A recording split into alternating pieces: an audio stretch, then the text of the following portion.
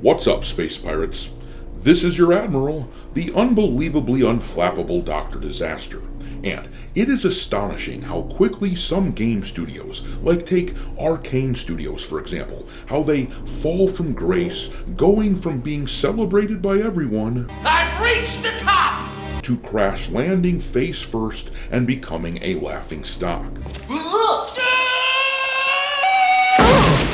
In the case of Arcane Studios, back in 2012, they released Dishonored, a game which was absolutely loved by gamers. It was a badass title set in a steampunk reimagined version of something like the UK, and it kicked ass. I'm personally a really big fan of stealth games, so I played the hell out of the first Dishonored, but by 2016, only 4 years later, they put out Dishonored 2, and they went from a character like Corvo, whose immutable characteristics did not matter because they hid him behind a mask, to the addition of a female girl boss version of him because for some reason we needed gender equity in Dishonored. I don't care. And then Arcane went even a step further, deciding that it wasn't enough to give us a female version of Corvo. We needed to have a female black version of Corvo.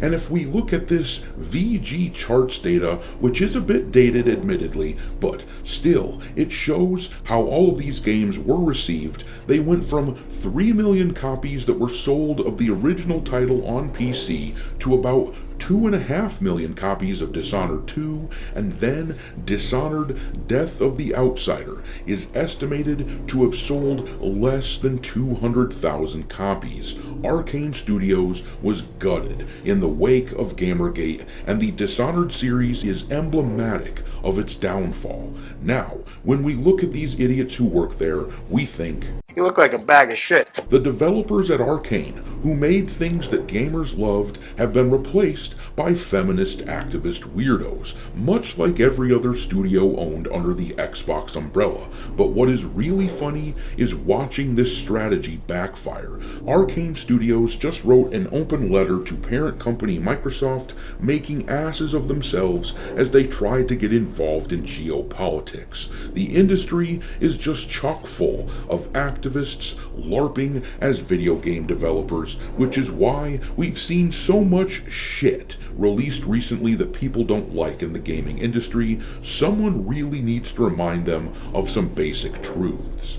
You are a... Game developer. You are a child's plaything!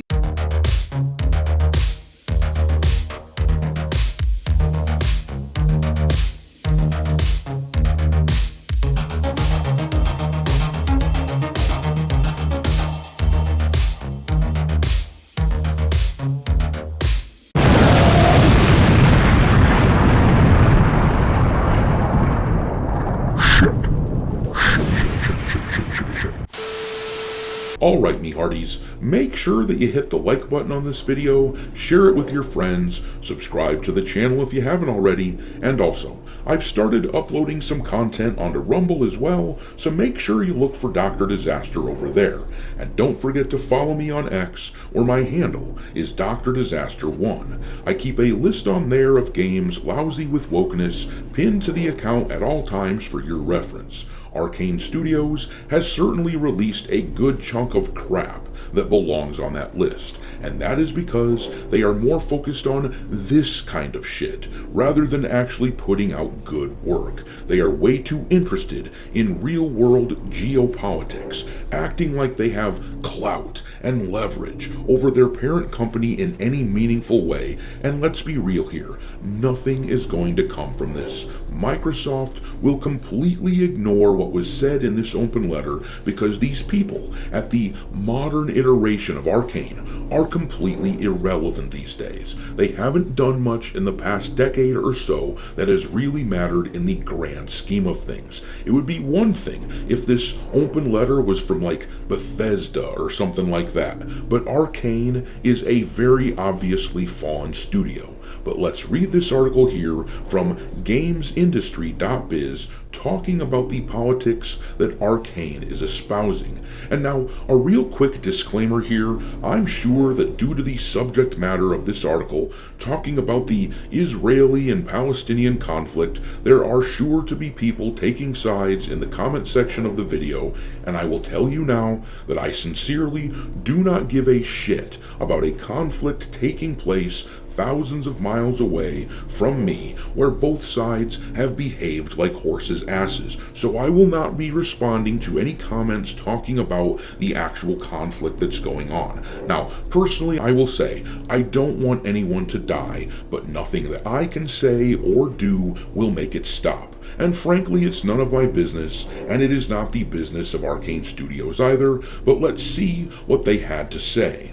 Arcane Studios union members have published an open letter addressed to the heads of the studio, ZeniMax, Microsoft, and Microsoft Gaming, demanding that Microsoft stop its support of Israel amidst the conflict in Gaza. Arcane Studios' STJV section joins boycott, divestment sanctions, and the No Azure for Apartheid in their demands for Microsoft to stop supporting the Israeli regime. STJV said in the open letter published on August 7th, "We think that Microsoft has no place being an accomplice of genocide, and as Microsoft employees, we don't want to be part of this sinister project for Gaza." My dudes, when it comes to this topic, Microsoft is doing what everyone else with sense is doing.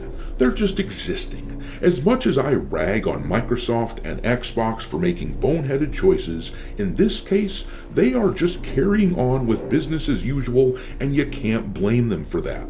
The executives at Microsoft did not start this war. They likely don't want it to continue.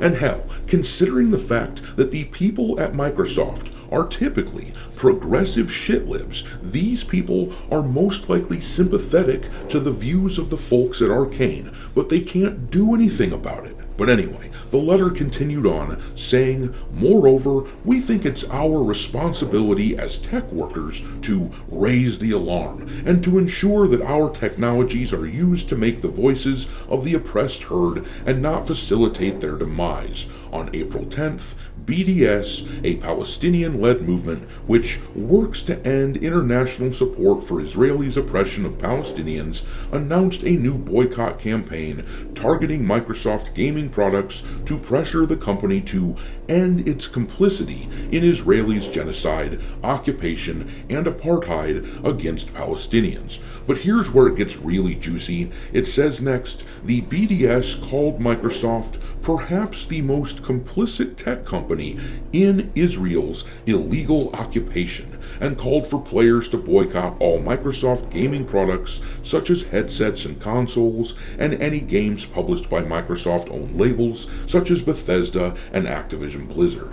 Following the announcement of this boycott, over 2,000 Microsoft workers signed the No Azure for Apartheid petition, which demanded the tech giant cut all its ties with the Israeli army and that the company conducts a third-party independent audit of our contract, services, and product to make sure they are not involved in any human right violation, be it in Gaza or elsewhere. So I want to get this straight. Based on a suspicion that their parent company might be doing something they don't like, over 2,000 employees signed a petition against their own company and have called for a boycott of the very products that they make. Now, if there was someone asking me what the definition of dysfunctional was, I think I'd point toward Xbox as a fine example. It is insane how these people have watched coworkers get laid off by the thousands over the past few years,